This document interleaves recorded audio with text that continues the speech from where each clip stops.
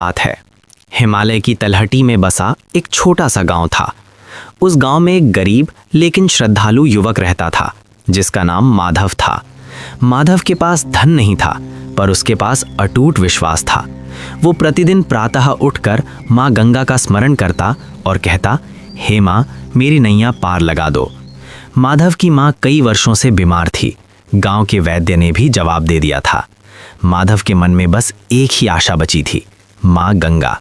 उसने निश्चय किया कि वो हरिद्वार जाकर गंगा स्नान करेगा और माँ से अपनी माँ के स्वास्थ्य के लिए प्रार्थना करेगा। लंबी यात्रा के बाद वो हरिद्वार पहुंचा। गंगा का विशाल और पवित्र प्रवाह देखकर उसकी आंखों से आंसू बहने लगे। उसने श्रद्धा से जल में डुबकी लगाई और हाथ जोड़कर बोला, हे माँ गंगा, मैं खाली हाथ आया हूँ, पर विश्वास से भरा हूँ। मेरी माँ को स्वस्थ कर दो। उसी रात माधव को स्वप्न आया। स्वप्न में एक दिव्य प्रकाश प्रकट हुआ और उस प्रकाश से एक मधुर आवाज आई कि वत्स, चिंता मत कर, तुम्हारी भक्ति ने मुझे प्रसन्न किया है।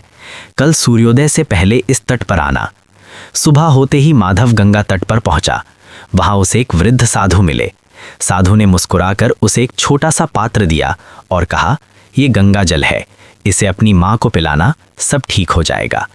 माधव ने वैसा ही किया। घर लौटकर उसने वो पवित्र जल अपनी माँ को पिलाया।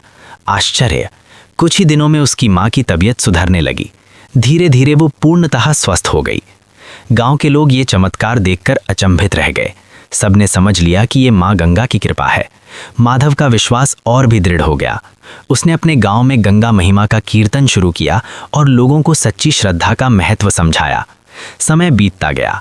माधव का जीवन सुखमय हो गया, पर उसने कभी अभिमान नहीं किया। वो हमेशा कहता, चमत्कार जल में नहीं, विश्वास में होता है। माँ गंगा तो बस हमारी सच्ची पुकार सुनती हैं।